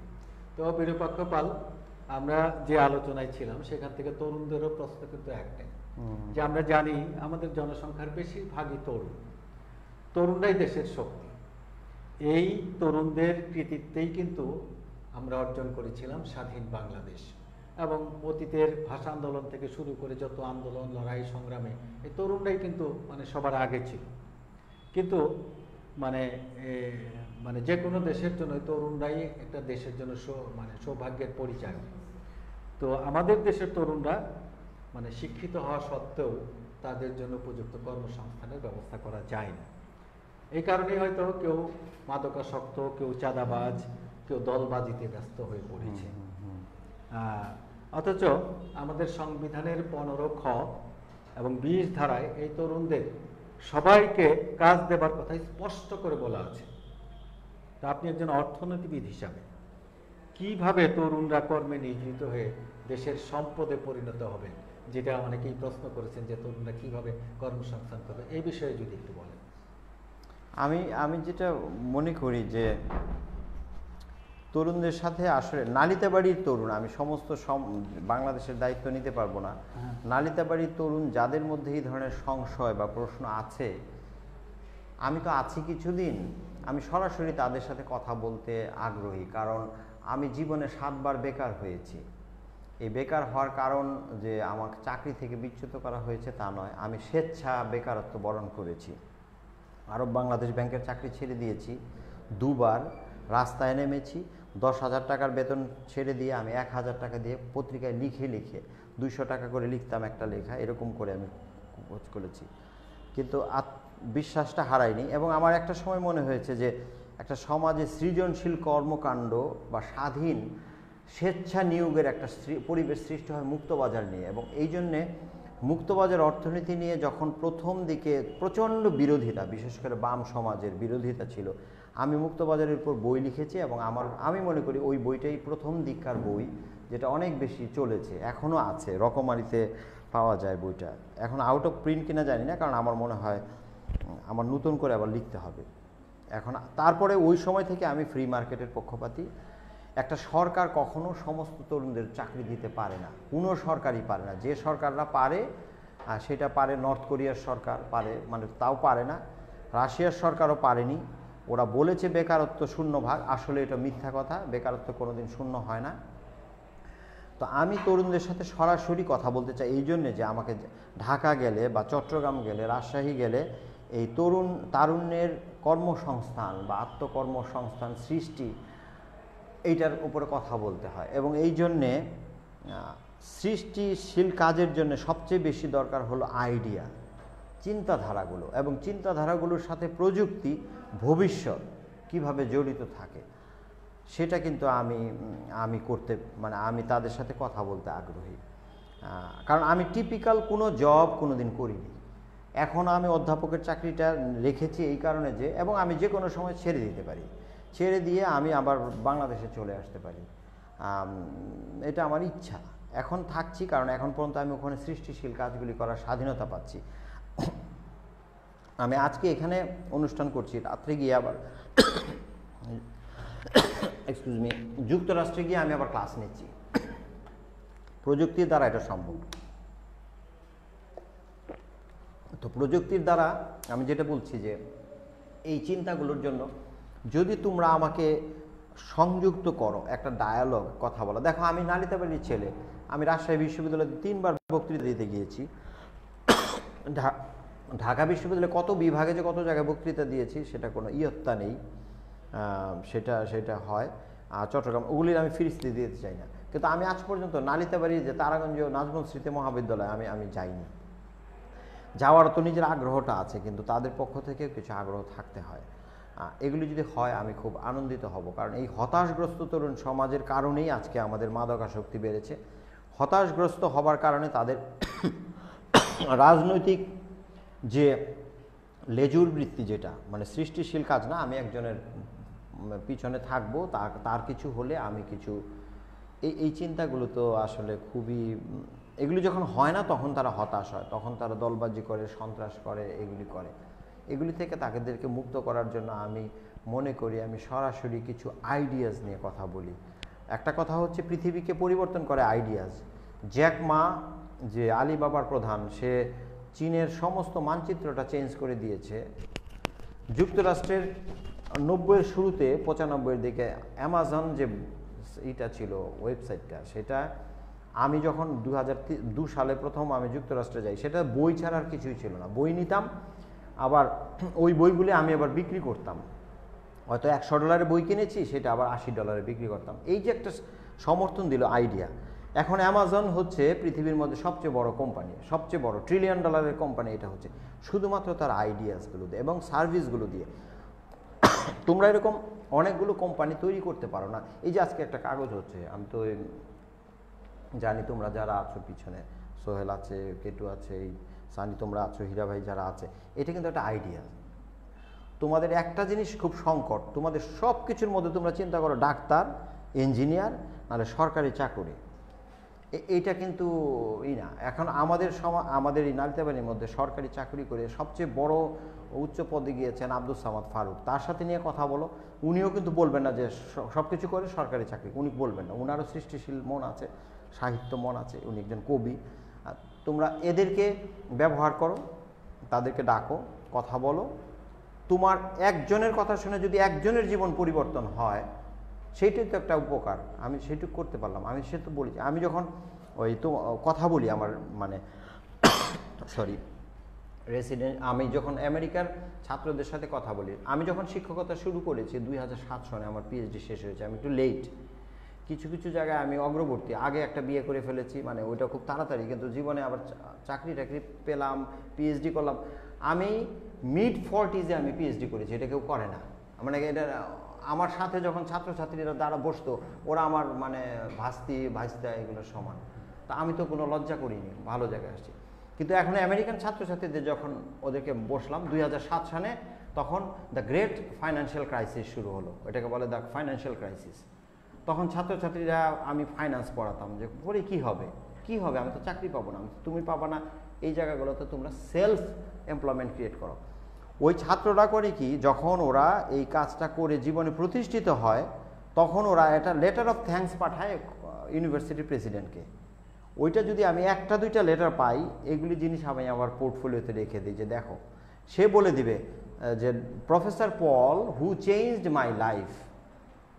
তা আমি ওখানে স্যামন্থা, লিন্ডা, স্যান্ডি, তারপরে অ্যাডাম, ওদের জীবন যদি পরিবর্তন করতে পারি, আমি নালিতাবাড়ির তোমাদের পরিবর্তন তো আরও ভালোভাবে করতে পারবো, আন্তরিকভাবে আমি তো করতে চাই। আমি ঢাকা বিশ্ববিদ্যালয়ের ছাত্রছাত্রীদের কথা বলি, তোমরা নিঃসংকোচে এদেরকে ডাকো, যারা সৃষ্টিশীল কাজ করে বড় হয়েছেন তাদেরকে ডাকো, আমরা আরও ডাকবো। তোমরা হতাশ হয়ে না, নালিতাবাড়ির মতো সুন্দর জায়গা পৃথিবীতে নাই। আমি 100 বার বলি, আমি সবসময় বলি, আমি আমেরিকাতে যখন কোনো বড় বড় অনুষ্ঠান করি, নববর্ষ অনুষ্ঠান করি, সাংস্কৃতিক দায়িত্বটা আমার উপর থাকে, আমি বলি ভোগাই নদীর তীরে আমার একটা কবিতা আছে, এবং এটা খুব মানে ওরা খুব পছন্দ করেছিল। ওই অর্থে যে এই নয় যে তারা ভোগাই নদী দেখেছে, ওরা ভাবে যে একটা ছেলে গ্রাম থেকে উঠে আসা এইভাবে রাখতে পারে তার জীবন, তার মননশীলতা, শেকড়ের সাথে সংযোগটা রেখে তোমরা সৃষ্টিশীল কাজ করো, ডাকো, তাদের সাথে কথা বলো। কথা না বলে, ডায়ালগ না করে কোনো কিছু হয় না। আবার ডায়ালগ দিয়ে দুনিয়া বদলায়, যেমন ধরো শুধু ডায়ালগ দিয়ে দুইটা জার্মানি এক হয়ে গেছে, আর তোমরা দেখা যায় পাশের ভাইয়ের মধ্যে সংকট, তারা ডায়ালগ করছে না। So dialogue is very powerful thing, বুঝতে পারছো তো? ওই জিনিসটা তোমরা করো। এবং আমার জীবনের যতটুকু পরিবর্তন আমি বই পড়ে শিখিনি, আমি ডায়ালগ থেকে শিখেছি, আহমেদ শরীফের বক্তৃতা থেকে, সোহরাওয়ার্দী উদ্যানে পিছিয়ে ঘুরে ঘুরে শিখেছি, আর অন্যান্য যারা আছেন তাদের কথা থেকে শুনেছি। হ্যাঁ, ধন্যবাদ বিরূপাক্ষ পাল। শেষ হয়ে আসছে আমার সময়, সরি। আসলে এটা আমাদের জন্য মানে আশার কথা যে বিরূপাক্ষ পাল এই তরুণদের জাগ্রত করার জন্য সময় দিতে চান। উনি নালিতাবাড়িতে মানে করোনাকালীন ছুটিতে আসেন, এখান থেকে কিন্তু তার স্টেট ছুটি না মানে অবস্থানগত কারণে এখন অনলাইনে ক্লাসগুলো হচ্ছে, এখান থেকে কিন্তু সেই ক্লাসগুলো তিনি করেন। এরপরেও তিনি কিন্তু সময় দিতে চান। তো আমরাও বিরূপাক্ষ পালের সঙ্গে মানে একমত হয়ে বলছি, তোমরা যারা এরকম সেশন করতে চাও, জীবনের উচ্ছ্বাস আনতে চাও, জাগতে চাও, তাদের জন্য তোমরা নালিতাবাড়ি কাগজের সঙ্গে যোগাযোগ করো। আমাদের সম্পাদক মান্নান সোহেল, প্রকাশক বিপ্লব ডেকেটু, সানি ইসলাম, যোগাযোগ করো। এবং তোমরা 20-30 সংখ্যায় যাই হোক, এখানে যোগাযোগ করার পরে আমরা বিরূপাক্ষ পালকে নিয়ে এরকম লাইভে নয়, একদম সরাসরি তোমাদের সামনে তোমাদের যা জানার বলার মানে আমরা এটার ব্যবস্থা করব। আমরা কথা দিচ্ছি, যদি তোমাদের আগ্রহ থাকে খুব দ্রুত তোমরা এটা করো। আমরা বিরূপাক্ষ পালকে নিয়ে আমরা বসবো নালিতাবাড়িকে জাগানোর জন্য। তো শুধু আমাকে নিয়ে না, মানে যারা এরকম আছে, আমরা চেষ্টা করব, আত্মনির্ভর হয়েছেন জীবনে অনেক সংগ্রাম লড়াই করে, অনেক প্রতিকূলতার মধ্য দিয়ে আমরা চেষ্টা করব তাদেরকে এখানে রাখার জন্য। তো আমি যে কথাটা বলতে চাই যে আসলে পাশ করার পরেই মানে আমাদের দেশে বা আমরা যা দেখি, পাশ করার পরে একটা চাকরি চাই, চাকরি না পেলেই মনে হয় জীবন হতাশ। কিন্তু গতকালকে আমাদের বঙ্গবন্ধু যুব দিবস উপলক্ষে মাননীয় প্রধানমন্ত্রী শেখ হাসিনা কিন্তু একটা কথা বলেছেন, যুবকরা নিজেরা নিজেদের বস হবে। অর্থাৎ একজন যুবক উদ্যোক্তা হবে, সে কর্ম সৃষ্টি করবে, তার অধীনে 8-10 জন চাকরি করবে, সে বস হবে, সে কারো অধীনে যাবে না, এরকম একটা কথা কিন্তু বলেছেন। তো এখন এই যুবকরা মানে আসলে কিভাবে উদ্যোগগুলা নিতে পারে বা কি উদ্যোগ নিয়ে তারা বস হতে পারে, মানে এই ক্ষেত্রে আপনি কি বলেন? আমার যেটা মনে হয়, দেখো বাংলাদেশের 3টা ক্ষেত্র আছে, একটা হলো কৃষি, শিল্প এবং আরেকটা হচ্ছে সেবা, আমরা বলি সেবা খাত। স্বাধীনতার পর কৃষি ছিল প্রায় 60 ভাগ 50 ভাগ, অর্থনীতিটা যদি 100 টাকা হয় তার 50-60 ভাগ ছিল কৃষি। এটা আমরা কৃষি নির্ভর। তখন আমরা একটা রচনা লিখতাম, বাংলাদেশ কৃষি প্রধান দেশ। এখন কিন্তু এই লাইনটা অ্যাপ্রোপ্রিয়েট না, এটা সঠিক না। কৃষি ছিল এটা, শিল্প ছিল ওই 30 ভাগের মতো, আর সেবা খাতটা খুব ছোট ছিল। একটা অর্থনীতি যখন বিকশিত হয়, যদি আমেরিকান ইকোনমি আমি যদি একটা মডেল হিসেবে ধরি, এটার 2 ভাগ হলো কৃষি, 100 ভাগের মধ্যে মাত্র 2 ভাগ কৃষি, কিন্তু 2 ভাগ নষ্ট হয়ে গেলে সমস্ত কিছু নষ্ট হয়ে যাবে, না খেয়ে মরে যাবে মানুষ, সব শেষ। 2 ভাগ কৃষি, আর বাকিটা 30 ভাগ যদি হয় শিল্প, বাকি সবটাই সেবা খাত, প্রায় 70 থেকে 80 ভাগ সেবা খাত। তোমাদের এই সমাজের মধ্যে যদি আজকে টেলিফোনকে যদি প্রাইভেটাইজ না করতো, যদি, তাহলে প্রাইভেটাইজ করার পরে কত, আমি আজকে একটা 2টা সিম আমি আমার মানে স্ত্রী তমাকে নিয়ে একটা জায়গায় গেলাম, আমার মেয়ে বর্ণর জন্য একটা সিম টিম করবো, দোকানে তো দাঁড়াতেই পারি না, কিন্তু ভালো লাগলো যে এটা প্রাইভেট সার্ভিস, আমি কিন্তু ওখানে পেয়ে গেলাম, লাইন পেয়ে যাচ্ছি, নাম্বার পেয়ে যাচ্ছি, সব পেয়ে। এটা যে টিএনটি, এটা তো সরকারের অধীনে থাকতো। কিছু কিছু জায়গায় সরকারি আমলাতান্ত্রিক অফিসগুলো হলো নির্যাতনের কেন্দ্র, আর মানুষের উপর কিভাবে টাকা খাবে এই ধরনের মানুষ, এইগুলি। এই জন্য আমি বলছি যে সেবা খাতের মধ্যেই সৃষ্টিশীল কাজ কি করা যায় সেগুলি নিয়ে তোমাদের ভাবতে হবে। যেমন ধরো ঢাকা থেকে একটা শ্রেণীর মানুষ ঈদের সময় চলে আসে গ্রামে, তো তাদের একটা জায়গায় হয় যে তাদের সিকিউরিটিটা কে দেখবে, একটা সিকিউরিটি হতে পারে। বাড়ি বাড়ি টেলিফোন সার্ভিস হচ্ছে, এখন মানুষকে ট্রান্সপোর্ট সেক্টর হচ্ছে, ট্রান্সপোর্ট অ্যান্ড কনস্ট্রাকশন সেক্টরটা কিন্তু এখনও ফর্মাল না, মানে কেউ ধান খেতে কাজ পায় না, সে কনস্ট্রাকশন হয়ে গেল, এটা হয় না। এই আমেরিকাতে একটা চুল কাটতে গেলে ওর সার্টিফিকেটটা ঝুলিয়ে রাখতে হয়, সে তাকে বলে স্টাইলিস্ট। আমরা যেরকম একজনকে বলে ফেলি সুইপার, এটা সুইপার বলে না, আমরা কিন্তু সুইপার বলি না, আমরা যখন যারা এরা পরিষ্কার টরিষ্কার করে এদেরকে ক্লিনারও বলি না, ব্রিটিশরা বলে ক্লিনার। ব্রিটিশরা হলো আমলাতান্ত্রিক, আমেরিকানরা ওপেন। আমেরিকানরা ওই যে ক্লিনারকে হাগি দিবে, মানে বছরের শুরুতে বা শুরুতে, ব্রিটিশরা করবে না। সুতরাং এই ব্রিটিশ ধ্যান ধারণাটাই আমাদের সমাজের মধ্যে আমলাতন্ত্র দিয়ে গেছে, ওরা আমাদের শাসন করার জন্য ওই খোলসটা তোমাদের ভাঙতে হবে। আমেরিকানরা তা না, আমেরিকানরা যেমন আমি যাওয়ার পরে ওদেরকে আমরা বলি কাস্টোডিয়ান, মানে একটা ঘর পরিষ্কার করতেছে, তাদের নাম কাস্টোডিয়ান, মানে রক্ষণ ওরা আমাদের রক্ষা করছে। কত সুন্দর তাদের একটা টাইটেল, মানে জিনিসটা, ওই সম্মানটার জন্যে এদের দিয়ে কী কাজ করা যায়, কী সৃষ্টিশীল কাজ করা যায়। হেয়ার স্টাইল, যে কোনো ফর্মাল চাকরির মধ্যে দিয়ে একটা কামারের জায়গায় কাজ ছিল, এই কাজটা এখন অনেক মেকানাইজড হয়েছে, অনেক হয়েছে। এইগুলি নিয়ে তোমরা চিন্তা ভাবনা করো। প্রাইভেট সিকিউরিটি সার্ভিস এসে যাচ্ছে, প্রাইভেট ইন্স্যুরেন্স এসে যাচ্ছে, এটা আরও অন্য একটা সেশনে আমি বলতে পারবো, কিন্তু এই ধারণাগুলো থেকে একটা ধারণা ক্লিক করলে চলে। কারণ গ্যারেজ থেকে শুরু হয়েছিল মাইক্রোসফট কোম্পানি, তার গ্যারেজ মানে প্রত্যেকেরই তো একটা গ্যারেজ থাকে, প্রত্যেকেরই তো একটা গাড়ি থাকে, মানে ওখানে আমেরিকাতে 30 কোটি মানুষ, সেখানে 16 কোটি গাড়ি, না একমাত্র বৃদ্ধ আর শিশু ছাড়া সবাই তো ওটা, তো গ্যারেজটা থেকে শুরু করেছে, মানে ঘরের মধ্যেও তো আর জায়গা হয়নি, সেটা পৃথিবীর লার্জেস্ট কোম্পানি হয়েছে। অ্যামাজনটা প্রথমে এইভাবেই শুরু হয়েছিল, ওগুলি অনেক কোম্পানি আছে, অ্যাপল কোম্পানিও ওরকমই ছোট থেকেই শুরু হয়েছিল। এখন তো যে স্টিভ জবস মারা গেছে, কিন্তু তার কনসেপ্টগুলো সেখানে রয়েছে। এই কনসেপ্টগুলো তোমরা অলরেডি ইতিমধ্যে তোমরা করেছো। আরও কিছু ফর্মাল সেক্টরে আসো, প্রশাসনকে আমরা এইভাবে চালিয়ে নিয়ে, প্রশাসন কিন্তু এখনও অনেক আধুনিক, কারণ আমি এই যে ম্যাজিস্ট্রেটদের যখন ক্লাস নেই, ওরা অনেক আধুনিক চিন্তাকে সমর্থন করতে রাজি আছে। হতাশার কোনো কারণ নাই, তোমাদের চেয়ে বেশি হতাশ হওয়ার জন্য আরও পৃথিবীর দেশ আছে যাদের শতকরা 2 ভাগ প্রবৃদ্ধি হয়, বাংলাদেশের 6-7 ভাগ প্রবৃদ্ধি হয়। কোনোভাবেই বাংলাদেশ নর্থ কোরিয়ার চেয়ে ভালো অবস্থায় আছে, বাংলাদেশ রাশিয়ার চেয়ে ভালো অবস্থায় আছে, কারণ ওই সমাজের মানুষের অলস, গ্যাস বেচে তেল বেচে খায়, মিডল ইস্টের চেয়ে ভালো আছে।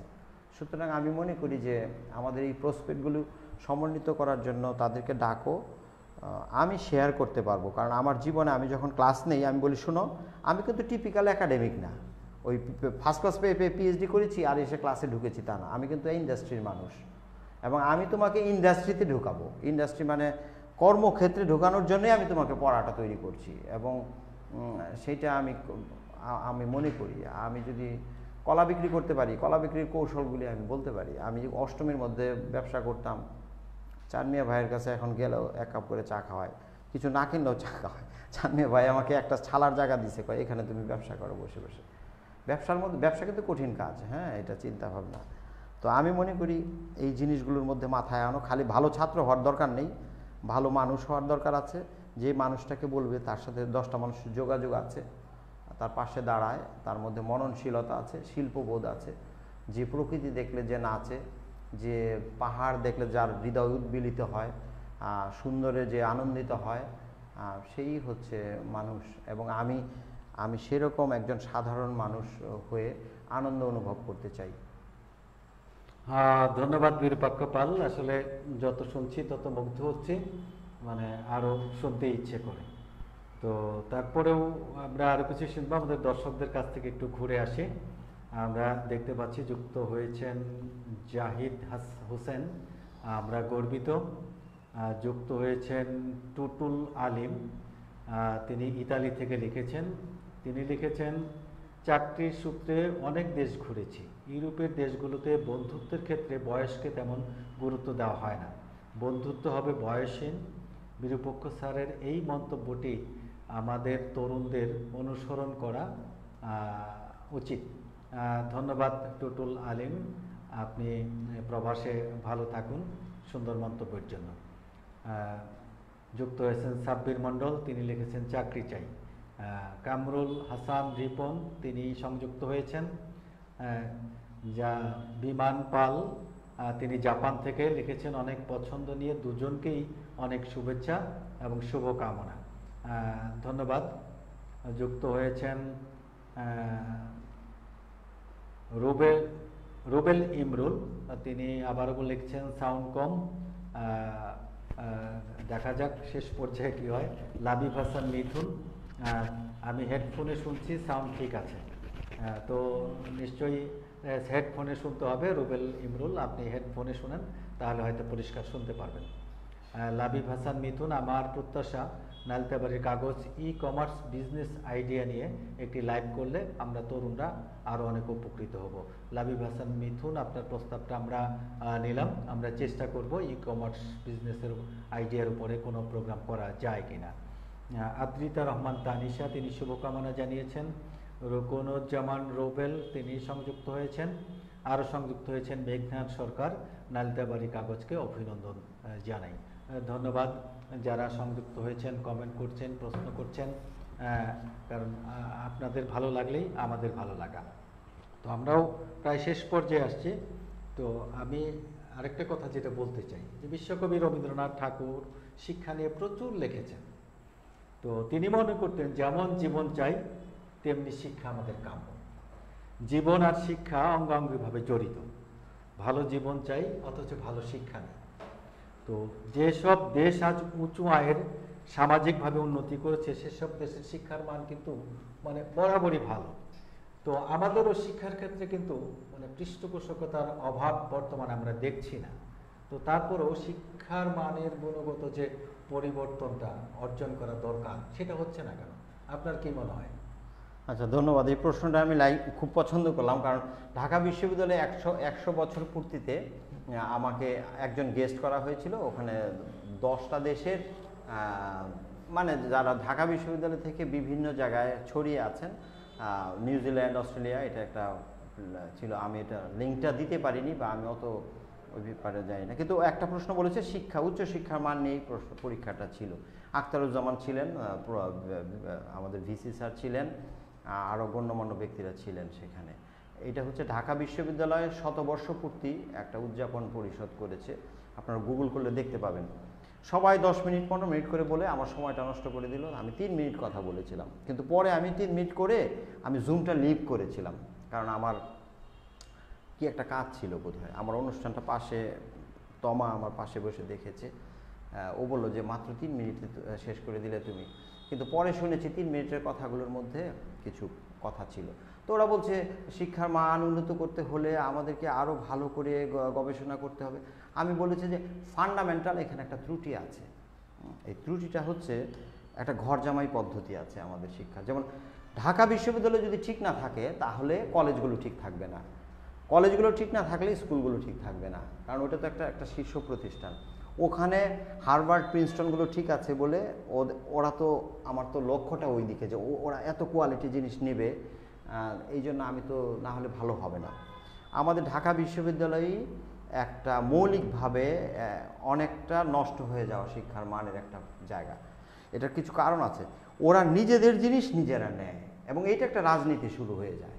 তা আমার একটা ডিপার্টমেন্টে ভালো ছাত্রটাত্র আছে, এইগুলিতে আমি টার্গেট করলাম। এটা আমি নিজে অনুভব করেছি, দেখেছি তখন যে এরা ফার্স্ট ক্লাস পাবে, এবং তখন লবি শুরু হয়। লবির মধ্যে আবার ওই দলবাজি দেখে ওরা, লাল দল, নীল দল, সাদা দল, কালো দল।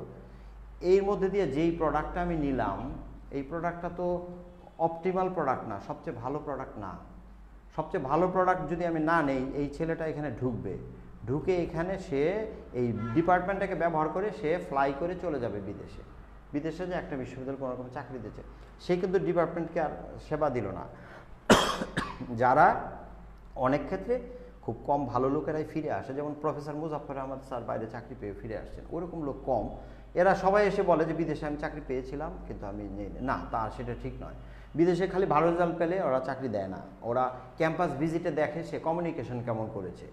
এটা নিয়ে আমি আরেকদিন কথা বলার যদি সময় থাকে, বিতর্ক, আমি এই নিয়ে আজকে কোনো কথাই বলছি না, যেটা আমার জীবনকে সবচেয়ে বেশি সমৃদ্ধ করেছে যেই শিল্পটা, তো সেটা তো ওরা ওইটা দেখছে। এখন এই প্রোডাক্টটা আমি নিলাম, এটা তো আমার, আমি বলেছি, আমি একটু স্যাটায়ার করে বলেছি যে ঘর জামাই নিলাম, তো এটা তো কোনো আউটপুট বেরোচ্ছে না। কিন্তু পাকিস্তান, শ্রীলঙ্কা এবং ভারতের বিশ্ববিদ্যালয়গুলো আমাদের সাথে মানে উন্নত, এবং ওখানে 50টা বিশ্ববিদ্যালয় আসছে, আমাদের একটাও আসছে না। পাকিস্তানের 10টা আসছে, আমাদের একটা আসছে না। শ্রীলঙ্কার 9টা আসছে, আমাদের আসছে না। এটা কারণ হচ্ছে, আমি যখন জব মার্কেটে গেলাম শিকাগোতে, ওখানে 3500 বিশ্ববিদ্যালয় একসাথে বসে, একটা পৃথিবীর সবচেয়ে সর্বোচ্চ বাজার। সেখানে ওই শ্রীলঙ্কার বিশ্ববিদ্যালয়গুলো ওখানে দোকান খুলেছে, মানে ওরা ওখান থেকে রিক্রুট করে নিয়ে এই জিনিসটাকে, তাহলে বেতন ওরকম দিতে হবে তাদেরকে, এটা করছে। তা আমি ওখান থেকে আনছি, এই ছেলে পেলেগুলি যারা আসবে এখানে কমিটেড হয়ে আসবে, এখন এখানে আসবে, এরা তো আউটপুট ভালো হবে। 2, এখানে অধ্যাপক হয়ে যায়, ওই নবীন বর্ণের পত্রিকায় লিখলেও কেউ অধ্যাপক হয়ে যায়। প্রফেসর হতে হলে তার কিছু পাবলিকেশনের কিছু স্ট্যান্ডার্ড থাকতে হবে, যেমন আমি যদি গায়ক হই আমাকে কতগুলো স্ক্রিন পার হতে হবে, এখানে কোনো স্ট্যান্ডার্ড নাই। সবাই অধ্যাপক হয়ে যায় একটা সময়ের পর, রাজনীতি করতে হয়, প্রত্যেকটা জায়গায় টেলিফোন থাকে। এগুলি আমার ছাত্র আছে এখন ঢাকা বিশ্ববিদ্যালয়ে, আমার ছাত্র এখন অধ্যাপক হয়েছে, তারা বলে যে স্যার এইরকম, আমার অ্যাপয়েন্টমেন্টের আগের দিন আমার ওই জায়গা থেকে ফোন আসছে, কিছু ফোন থ্রেট, কিছু ফোন লোভ, কিছু ফোন ঘুষ। এই জিনিসগুলোর মান যদি ঠিক ঢাকা বিশ্ববিদ্যালয় কন্ট্রোল না করে, আমি একমাত্র বিশ্ববিদ্যালয় বলবো প্রথমে তাকে ঠিক হতে হবে, তার যদি মান এই, তার রিক্রুটমেন্টগুলো বন্ধ করতে হবে। আমেরিকাতে হার্ভার্ড, প্রিন্সটনের হার্ভার্ড নিজের জিনিস নিজে নেয় না, নিজের মাল নিজে নেয় না, এইভাবে বলে দেয় যে তারা অন্যেরটা নিবে, এটাকে বলে কালচারাল অ্যাসিমিলেশন। আমি সব কিছু নালিতাবাড়ির মধ্যে নিয়ে নিব, আমি একটা অনুষ্ঠান করবো, আমি শেরপুর থেকে শিল্পী আনবো, আমি কিশোরগঞ্জ থেকে আসবো, তাহলে আমার মিক্সিংটা ভালো হবে, আমি ভালো শিখবো। এই মিক্সিংটাই এরা পছন্দ করে না, সবসময় আত্মকেন্দ্রিক থাকে, কোপমণ্ডক থাকে। এবং এই যে আমাদের কোর্টগুলি দেখেন, কোর্টগুলি কি হচ্ছে, যে মানে বাইরের কোনো একটা অ্যাডভোকেট আসলে সেখানে ঢুকছে না, কাজ করতে পারছে না। এই জিনিসটা যদি না খণ্ডন করা যায়, এই মৌলিক ত্রুটিটা না করলে উচ্চশিক্ষার কোনো দিনই উন্নতি হবে না। এবং এই ঢাকা বিশ্ববিদ্যালয় মানে খুব কম আসতে পারবে। মানে কেউ কেউ বলে বিজ্ঞাপন দেয় না, বিজ্ঞাপন দেয়, এটা কি দোকান নাকি যে বিজ্ঞাপন দিব? আমার তো মান ঠিক রাখতে হবে। আমরা আসছি, একটা সুন্দর প্রশ্ন এসছে, এটাও আমরা শুনবো। তো আমি একটু দর্শকদের কমেন্টগুলো আর একটু পড়ে নিই। মেঘনাথ সরকার তিনি লিখেছেন, বিরূপক্ষ পাল নাম শুনেছি কিন্তু বাস্তবে দেখিনি, নালিতা বাড়ির কাগজের সুবাদে দেখার সৌভাগ্য হলো। ধন্যবাদ বিরূপক্ষ পাল। তো শুধু লাইভে নয়, ক্যামেরার সামনে নয়, বিরূপক্ষকে সরাসরি দেখার সুযোগ আমরা সৃষ্টি করে দিব। আমরা নালিতাবাড়ি কাগজের পক্ষ থেকে যে আমন্ত্রণটা জানাচ্ছি, তরুণরা তোমরা নালিতাবাড়ি কাগজের সঙ্গে যোগাযোগ করো, আমরা খুব শীঘ্রই আমরা এরকম একটা আয়োজন করব যেখানে বিরূপক্ষ পাল সরাসরি কথা বলবেন। তরুণ তালুকদার লিখেছেন, বীরু বৃদ্ধ হয়ে গেছো, আমি চিরতরুণ। চিরতরুণই থাকুন তরুণ তালুকদার, আমরা দোয়া করি আপনি সবসময় তরুণই থাকেন। একটা প্রশ্ন করেছেন, কানাডা থেকে সংযুক্ত হয়েছেন রাকিবুল বাসেত, তিনি সংযুক্ত হয়েছেন। ধন্যবাদ রাকিব আমাদের অনুষ্ঠানে সংযুক্ত হওয়ার জন্য।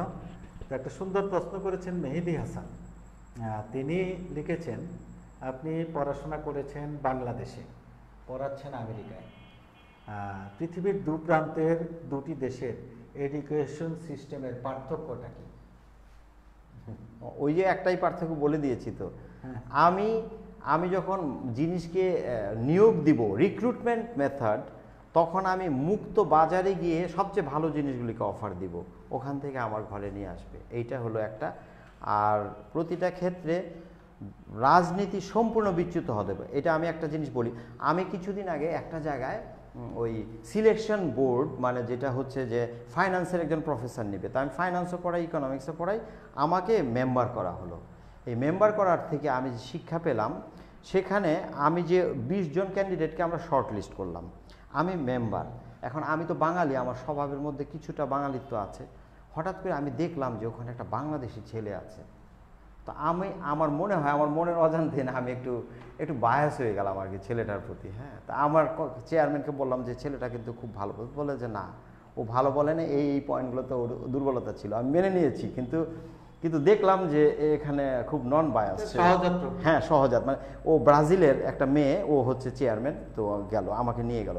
আর আমাদের কি পদ্ধতি, আমরা কাউকে ইয়েতে গেলে, যে কি ইন্টারভিউ গেলে যাচ্ছে তাই বলে তাদেরকে কিভাবে, যার যখন পছন্দ হলো, নাহলে চলে গেল, কেউ উঠে গেল, কেউ বললো, আমি যে 20টা প্রশ্ন করব, ওই 20টা প্রশ্ন আমাদের পাশ করিয়ে নিতে হবে। কোনো প্রশ্নের মধ্যে কারো প্রতি জাতিগত, কোনো ধর্মগত কোনো বিভাজন করা চলবে না, কাউকে ছোট করা যাবে না, কারো ব্যক্তিগত বিষয়ে, যেমন সে বিবাহিত কিনা, সে তার গার্লফ্রেন্ড আছে কিনা, এই সমস্ত কিছু জিনিসের মধ্যে করা যাবে না। তার বর্ণ গন্ধ নিয়ে কথা বলা যাবে না, তার অতীতের শিক্ষা নিয়ে তাকে ছোট করা যাবে না, এটা আমরা তার গবেষণা নিয়ে প্রশ্ন, মানে সব কিছু একটা সেটের মধ্যে থাকে। যুক্তরাষ্ট্রের সবচেয়ে বড় ব্যাপার হচ্ছে অ্যাকাউন্টেবিলিটি। কারণ আমি যে আজকে প্রফেসর হয়েছি, প্রফেসর হতে আমাকে 7টা ধাপ পার হতে হয়েছে। প্রত্যেকবার আমাকে একটা জায়গায় পার হতে, আমাদের 3টা ক্ষেত্র থাকে, একটা হলো শিক্ষা, একটা গবেষণা, একটা সেবা মানে আমি কি সার্ভিস দিচ্ছি। খালি ভালো প্রফেসর হয়ে বসে আছি কোনো সেবা না, আমি সেবা দিতে হচ্ছে, বিশ্ববিদ্যালয়ে কিছু কাজগুলি করতে হচ্ছে। এই যে ছাত্রদের যে টিচিং, এই টিচিংয়ে আমার প্রতিটা সেমিস্টারের শেষে আমার একটা মান থাকে 1 থেকে 5। তো প্রতিটা ছাত্র করে কি, ওই 4 দেয়, কেউ 3 দেয়, কেউ 2 দেয়। এটা যদি 4-এর উপরে না উঠে, তাহলে আমাকে আর রিক্রুট আর রিনিউই করবে না। এরকম 7টা বছর আমাকে বাজিয়ে এরপর আমাকে নেবে। সুতরাং এইটা হলো অ্যাকাউন্টেবিলিটি। আমরা ঢাকা বিশ্ববিদ্যালয়ে পড়েছি, শিক্ষক ক্লাস করতেছে না, এইটা হলো একটা আনন্দের ব্যাপার। মানে শিক্ষক করছে না বলে, উনি তো খুব ব্যস্ত মানুষ, উনি ওয়ার্ল্ড ব্যাংক IMF নিয়ে থাকে, তাতে কি হয়েছে? আমি জীবনে কোনো দিন মনে হয় না একটা দিন আমার ক্লাস মিস হয়েছে। এইখানে যখন অনলাইনে আমি ক্লাস করি, আমি রাত ওই 10টা থেকে শুরু হয় আমার ক্লাস, অনেক সময় ভাঙা হয়ে রাত 4টায় শেষ হয়, 10টা-11টা পর্যন্ত ঘুমাই। আমার চাকরিটা অনেকটা রাতের দারোয়ানের মতো, মানে বাংলাদেশে ওরা ভাবে 10টা-11টা পর্যন্ত ঘুমাই, তারপরে আমি সব কাজ করতে পারবো। এখানে আমি যখন করি, 1 মিনিট যদি আমার দেরি হয় কখনো লগ ইন করতে, সাথে সাথে ইমেল চলে যাবে চেয়ারম্যানের কাছে যে আমরা ডক্টর পলের ক্লাস আমরা পাচ্ছি না, সে লগ ইন করতে। এখন নালিতাবাড়ি ব্যাপার তো, এখানে কারেন্ট চলে যায়, এই সেই নানান রকম ব্যাপার থাকে। তো আমি সেটাই বলছি যে জবাবদিহিতা, যেমন গণতন্ত্রের মূল ব্যাপার জবাবদিহিতা। আমাদের যেন মিডিয়ার উপর একটা চাপ আসছে এখন, কারণ অনেকে জবাবদিহিতা পছন্দ করে না, আমাদের রাজনীতিবিদরা পছন্দ করে না জবাবদিহিতা। একটা কাজ এই জবাবদিহিতা যদি আনা যায়, শিক্ষাক্ষেত্রে আনা যায়, যে কোনো ক্ষেত্রে। একটা স্বামীরও জবাবদিহিতা আছে স্ত্রীর কাছে, একটা স্ত্রীরও জবাবদিহিতা আছে। এই জায়গাগুলো যদি না আনা যায়, কোনো দিনই শিক্ষার মান উন্নত হবে না, কোনো দিনই হবে না। এটা এই সিস্টেমটা করে ছাত্ররা মতামত দেবে এই শিক্ষক ভালো কি না, ছাত্রদের মতামতের ভিত্তিতে তার চাকরি রিনিউ করা হবে। শুধু একটা সিস্টেম করেন, দেখেন আপনার শিক্ষার মান। ছাত্ররা কিন্তু এত বোকা না, ওরা জানে, ওরা বুঝতে পারে যে কার জ্ঞানের বহর কতখানি, কার আন্তরিকতা কতখানি। এই একটা জায়গা নিশ্চিত করেন, রিক্রুটমেন্টটা ঠিক করেন, শিক্ষা স্বয়ংক্রিয়ভাবে ভালো হবে। পাকিস্তানের শিক্ষা যদি ভালো হতে পারে, আমরা পাকিস্তানের চেয়ে সবগুলি স্কোরে ভালো, প্রবৃদ্ধিতে ভালো, আমাদের নারীর ক্ষমতায়নে আমরা ভালো, আমাদের স্বাস্থ্য খাতে আমরা ভালো, তাহলে এই শিক্ষাটা পাচ্ছি না কেন? শুধু জবাবদিহিতার অভাব। আমরাও চাই জবাবদিহিতা প্রতিষ্ঠার মাধ্যমে একটা সুন্দর শিক্ষা ব্যবস্থা গড়ে উঠুক, যেখান থেকে গড়ে উঠবে লক্ষ লক্ষ আলোকিত মানুষ। তো আমরা একদম শেষ পর্যায়ে বিরূপক্ষের কাছে কথাটা শুনতে চাই। আবারও একই প্রশ্ন, জীবন জয়ের পথে একজন তরুণের, একজন শিক্ষার্থীর কি প্রত্যয় নিয়ে এগিয়ে যাওয়া উচিত? এই পরামর্শ দিয়ে আপনার পক্ষ থেকে শেষ তরুণদের উদ্দেশ্যে কি বলবেন একদম শেষ মুহূর্তে? এটা খুব কঠিন হয়ে যায়। তোমাদেরকে পড়তে হবে, সাহিত্য পড়তে হবে, অনেক অনেক সাহিত্য পড়লে নিজের মনের মধ্যে একটা শক্তি আসবে, মনের সৌন্দর্য হবে, শান্তি হবে। আমার জীবনে গত এই বছর 2-1 আগে খুব দুঃসময় গিয়েছে পারিবারিক একটা ঘটনার কারণে। আমি আমাকে ডাক্তার বলেছে তুমি সাইকিয়াট্রিস্টের কাছে যাও, এবং ওই সময়টা কিন্তু আমেরিকার অধিকাংশ মানুষ নষ্ট হয়ে যায় ওই সমস্ত সাইকিয়াট্রিস্টের কাছে পিছিয়ে। আমাকে রক্ষা করেছেন রবীন্দ্রনাথ। আমি ছোটবেলা থেকে আমার মনে হয় রবীন্দ্রনাথ আমাকে রক্ষা করেছেন। শরৎচন্দ্রের উপন্যাসগুলো আমি দেখেছি। সাহিত্য একটা বড় শক্তি, বড় অভিভাবক। পিতামাতা কিন্তু সবসময় কাছে থাকে না, কিন্তু সাহিত্যের চরিত্রগুলো পাশে থাকে, যে এই চরিত্রগুলো আমাকে শক্তি দেয়, শান্তি দেয়। ভালো ভালো সিনেমা, ভালো ভালো গান, সৃষ্টিশীল কাজ। যখনই তোমাদের মনটা খারাপ লাগবে তখন তোমরা একটা সৃষ্টিশীল কাজ শুনো, একটা ভালো গান শুনো, ইচ্ছা যদি হয় আত্মবিশ্বাসে সেটা করার চেষ্টা করো। ও ভালো, আমি ওই পর্যায়ে যেতে পারবো না, এই জিনিসটা কিন্তু কোনো দিনই এনো না। আমার দুদিন পরে বোধহয় একটা একটু মানে আরও গান আর কবিতার আসর আছে, এটা ভাবাই যায় না, কিন্তু আমি ওই দুঃসময়ের মধ্যে গানের উপর চর্চা করে জীবনের আরেকটা দিককে আমি প্রসারিত করেছি। আমি খুব মহান করছি না, আমি বলছি যে আমি দুঃসময়ের মধ্যে বিপথে যাইনি কখনো। আমার এইটা যেন তরুণরা যদি রক্ষা করতে পারে, তাহলে তাদের আর এক্সকিউজ মানে অজুহাত খুঁজতে হবে না, আমি এই সময় পড়েছি, আমি চাকরি পাই না দেখে হতাশ হয়েছে, এগুলো হবে না তোমাদের। সাহিত্য পড়ো, কথা বলো, কবি গান দেখো, বাউলেরদের সাথে মিশো, দেখো ওরা কত অল্পে সুখী। আমার মনে হয় এটা আমার খুবই আমার অন্তরের একটা কথা। এইটা তোমাকে অনেকভাবে আনন্দ দেবে, মুক্তি দেবে, সৃষ্টি দেবে, এবং ভালো ভালো যাদের কাছে ভালো লাগে তাদের কাছে সৎসঙ্গে যাও এবং কথা বলো, জীবনকে পরিবর্তন করতে পারবে। এইটাই আমার শেষ। হ্যাঁ, ধন্যবাদ বিরূপাক্ষ পাল। আসলে আমরা বিশ্বাস করি সঙ্গীত মানুষকে নিয়ে যায় তার আত্মার কাছে, আর সাহিত্য সংস্কৃতি তো কথাই নেই। যার বন্ধু হবে বই, সে কখনোই হতাশায় ভুগবে না, কারণ বইয়ের ভিতর থেকেই আমরা এগিয়ে যাওয়ার প্রেরণাগুলো পাই। বিরূপাক্ষ পাল তাই বললেন। তো আজকে যেহেতু সময় শেষ, আমরা আর কথা বলতে পারছি না, তো আমরা সুযোগ সময় হলে সরাসরি এবং লাইভে আমরা বিরূপাক্ষ পালকে আরও মানে নিয়ে আসবো, আরও জীবনের মানে জয়ের পথে যে সমস্ত গান আছে, কবিতা আছে, সেগুলো আমরা শুনবো। তো আমরা একটু দর্শকদের কাছ থেকে আসি। আমরা দেখতে পাচ্ছি উসমান গনি, তিনি লিখেছেন শিক্ষিত লোক বলতে কি বোঝায়, তার ব্যাখ্যা কিন্তু বিরূপাক্ষ পাল এতক্ষণ তার বিভিন্ন আলোচনার মধ্যে এনেছেন। আশা করি আপনি আবার শুনলে মানে বুঝতে পারবেন। তো আমাদের সঙ্গে সংযুক্ত হয়েছেন প্রকৌশলী তাফাজ্জল হোসেন, তিনি লিখেছেন watching excellent programme organised by Nalitabari কাগজ। থ্যাংক ইউ তাফাজ্জল ভাই, আপনি বরাবরই আমাদের সঙ্গে থাকেন। আপনার মানে সংযুক্ত হওয়াটা আমাদের জন্য দারুণ উৎসাহ জায়গায়। সংযুক্ত হয়েছেন এমডি রফিকুল ইসলাম, তিনি লিখেছেন গুরুত্বপূর্ণ আলোচনা। মেহেদি হাসান সংযুক্ত হয়েছেন। মনিরা ইভা, আলোচনা শুনে তৃপ্ত হলাম। ঠিক আছে বোন, মানে আপনি তৃপ্ত হলে আমরাও তৃপ্ত। তাহলে বিরূপাক্ষ পাল মানে তার ব্যস্ততম সময় পার করে দিয়েও এসেছেন কথা শোনানোর জন্য, এটা তার জন্য মানে অনেক আনন্দের। মনিরুল ইসলাম মনি, তিনি লিখেছেন এক্সেলেন্ট প্রোগ্রাম। ময়মনসিংহ থেকে আমার খুব পরিচিত বিশিষ্ট সাংবাদিক, একসময় ময়মনসিংহ প্রেস ক্লাবের সাধারণ সম্পাদক ছিলেন, সাংবাদিক নেতা আতল করিম খোকন। ধন্যবাদ মামা আপনাকে আমাদের সঙ্গে সংযুক্ত হওয়ার জন্য।